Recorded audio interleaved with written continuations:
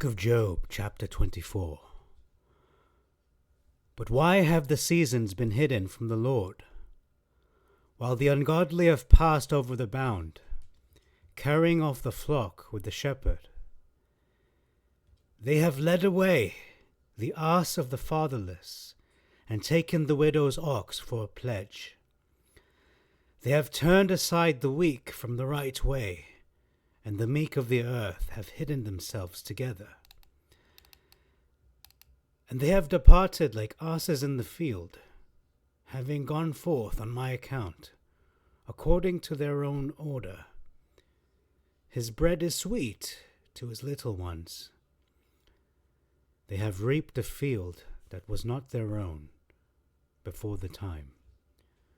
The poor have labored in the vineyards of the ungodly, without pay and without food.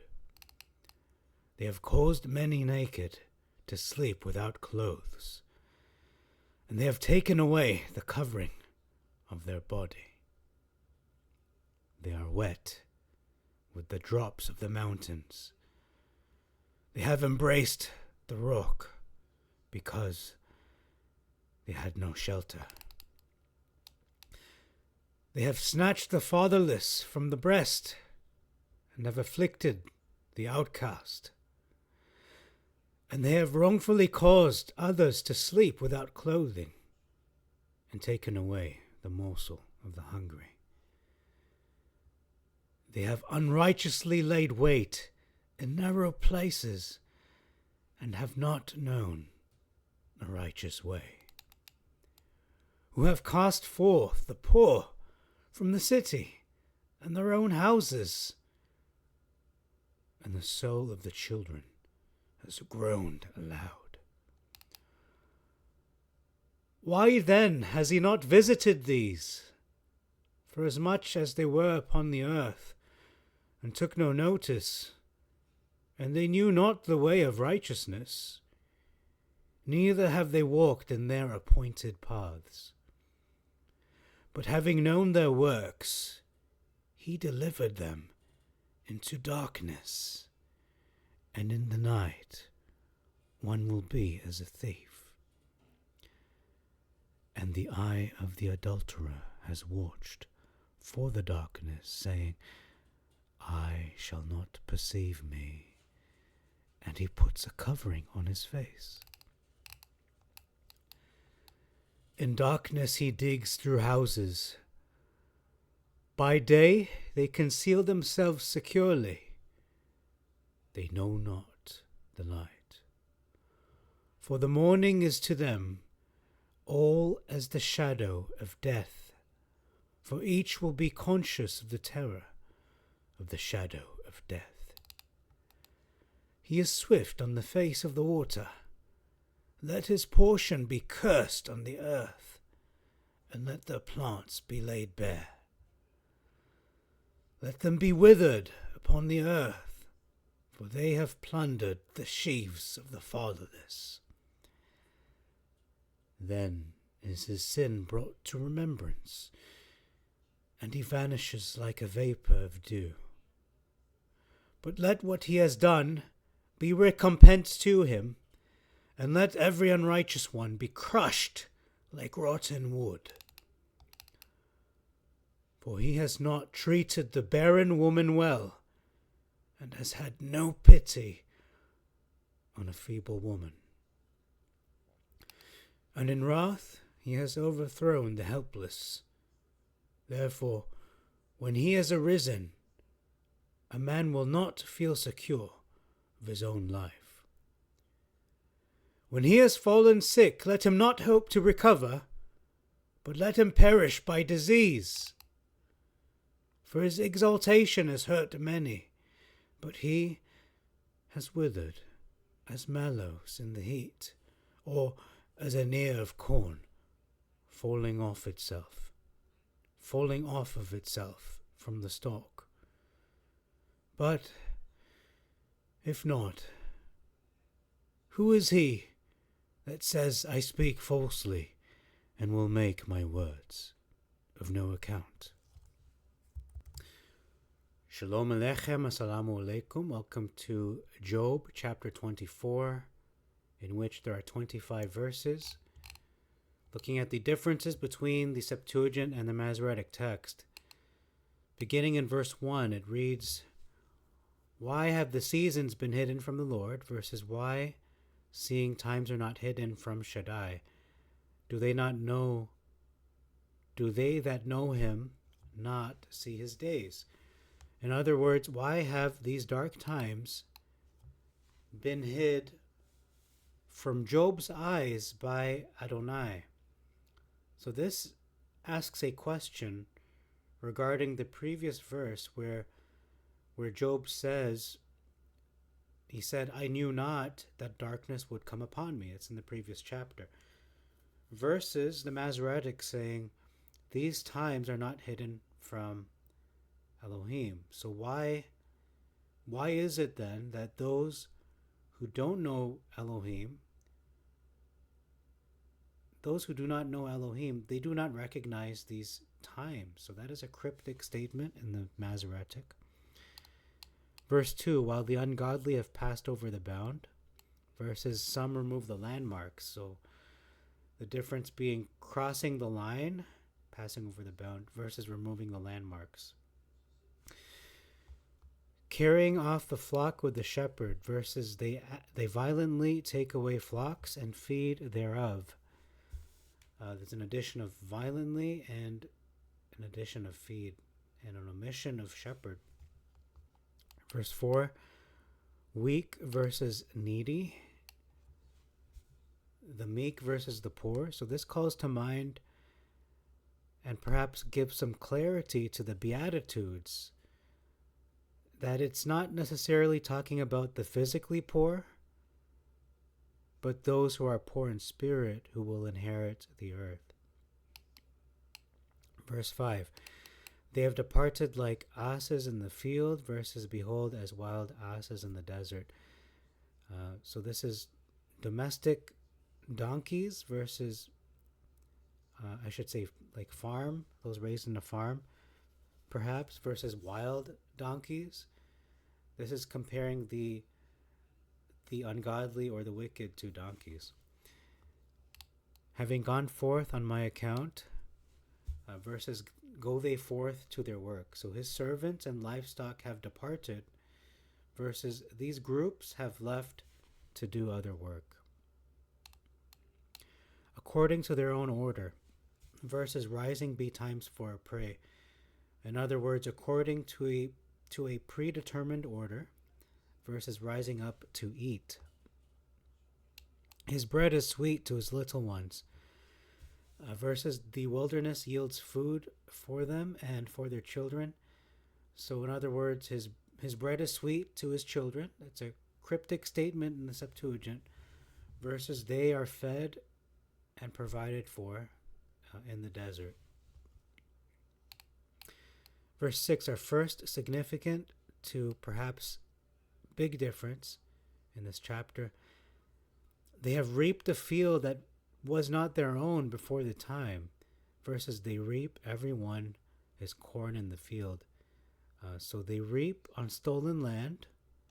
Either it was not theirs before, or they are reaping before the proper harvesting time, versus they reap on land that they in fact own. Significant difference. The poor have labored in the vineyards of the ungodly without pay and without food, versus they gather the vintage of the wicked. So it's saying that the poor are working for the ungodly without any pay or compensation, versus the wicked are gathering the grapes of the other wicked, whoever that is. Skipping ahead, verse 7, they have taken away the covering of their body, versus they have no covering in the cold. There's an omission of taken away. The fact that the ungodly have stolen their covering, their garment or protective clothing. So let's remove that fact. Verse 9, and have afflicted the outcast, versus and take a pledge of the poor. So they've mistreated or made life harsh for the outcast, versus they've pledged, which means to give them part of the purchase. They've taken from the poor part of the purchase. So money or property that is given in advance as security for the rest. That's what a pledge is. Verse 11, significant to possibly a big difference. They have unrighteously laid wait in narrow places, verses which make oil within their walls. So that's straightforward. And have not known the righteous way, verses and tread their wine presses and suffer thirst. So the focus is on the malicious premeditation of the ungodly, who are mistreating the poor and stranger, versus the focus in the Masroetic being on the poor and the work they are being afflicted with. Verse 12, significant difference, 12 to 13. Who have cast forth the poor from the city and their own houses, versus men grown from out of the city. So this is a clear mistreatment of the poor within their city and how they have evicted them, versus we have mysterious unknown men who are groaning outside of the city limits. And the soul of the children has groaned aloud, versus and the soul of the wounded cries out. So we have the children of the poor versus the vague unwounded. Significant difference. Why then has he not visited these, versus yet Elohim lays not folly to them. So the focus is on Elohim not punishing the ungodly. And the next verses are referring to the ungodly and not the poor, which means I have to correct my notes. Versus the focus being on Elohim not laying any guilt or wrongdoing to the groaning men and wounded. Okay, why would he lay guilt on them? Doesn't make sense. Significant difference. For as much as they were upon the earth, versus they are of those that rebel against the light. So the ungodly or poor who lived, versus the wicked who rebel. And took no notice, they knew not the way of righteousness, versus they know not the ways thereof. So the ungodly or the poor who are ignorant of Torah, versus the wicked who are simply ignorant. Verse 14. Oh, sorry for that. Verse 14. But having known their works, versus the murderer rising with the light. So God knows the works of the ungodly, versus the murderer who wakes up with the sunlight. He delivered them into darkness, versus kills the poor and needy. So God put them in darkness, versus it's straightforward. It's talking about the murderer killing. Verse 15, the eye of the adulterer has watched for the darkness, saying, so we have darkness versus twilight. This is when the sun is below the horizon. But technically is not dark like midnight black, which seems to be the implication when we read darkness. We're thinking, okay, this is dark, like midnight black. Twilight is just still light. There is still light in twilight. Verse 16, he versus they. By day they conceal themselves securely, versus which they had marked for themselves in the daytime. So this is for thieves hiding, versus the places they marked before during the daytime, and afterwards during the nighttime they're digging through these houses. Verse 17, for each will be conscious of the terror of the shadow of death, versus if one know them, they are in the terrors of the shadow of death. So the thieves will know the terror of the shadow of death, versus anyone who is acquainted with these thieves will be in the terror of the shadow of death. So the focus on those acquainted with them versus the thieves in the Septuagint. Verse 18, he is swift on the face of the water, versus he is swift as the waters. So on versus as, comparing them to waters versus literally being on the face of the water. And let their plants be laid bare versus he beholds not the way of the vineyards. So let their plants be unprotected versus he does not understand how to tend a vineyard. Verse 19, let them be withered upon the earth versus drought and heat consume the snow waters. So the focus being on the plants of the thieves in the Septuagint versus the snow waters in the Masroetic. For they have plundered the sheaves of the fatherless versus so doth the grave those which have sinned. Because they have done the following, this will happen to them, so cause and effect in the Septuagint versus the grave consume sinners. Verse 20, then is his sin brought to remembrance versus the womb shall forget him. Okay, straightforward. He vanishes like a vapor of dew versus the worm shall feed sweetly on him.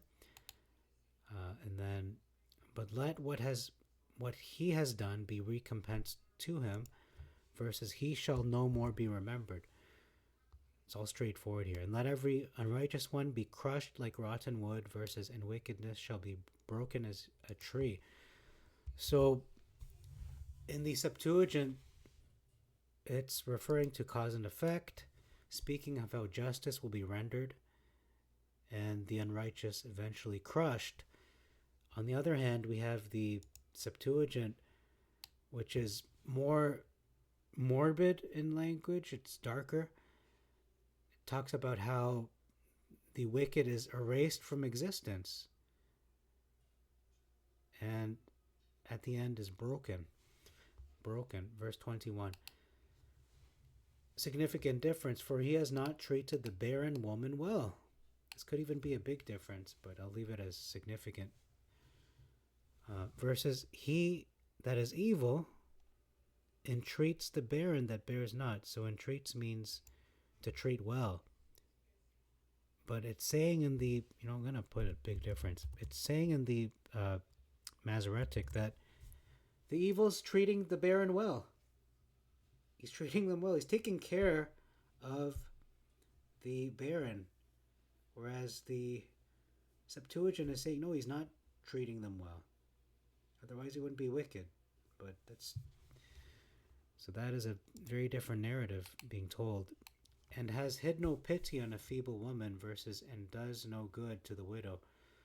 So no pity versus a clear contradiction with the previous verse in the Masroetic. So he's not doing good to the widow, but on the other hand, he is taking care of the barren. So make sense of that for me, please. Doesn't make any sense. It's a contradiction. Verse 22, significant difference. And in wrath he has overthrown the helpless, versus he draws also the mighty with his power. So defeating the helpless or the weak versus gathering the mighty or strong. Verse 23, another big difference. When he has fallen sick versus though it be given him to be in safety. Straightforward.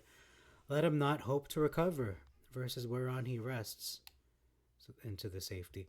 But let him perish by disease versus yet his eyes are upon their ways. So two very different narratives. The unrighteous falling sick, and then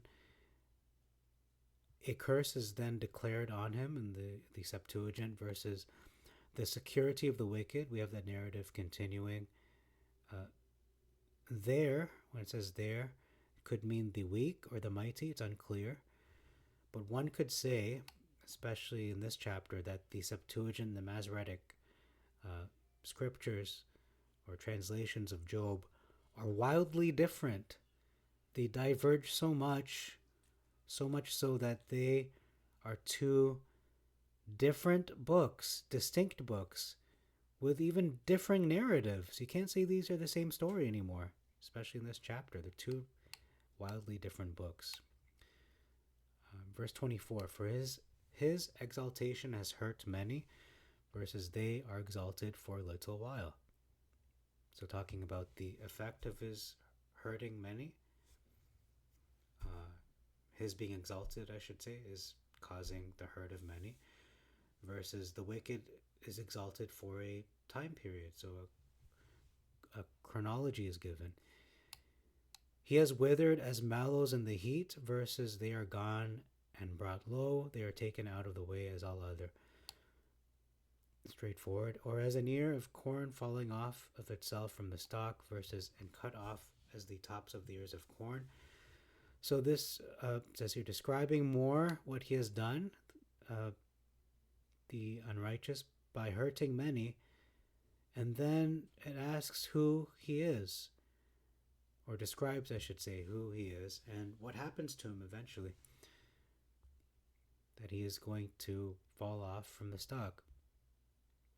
In the Masroetic, it describes how the wicked is exalted and then is eventually brought low and then is cut off.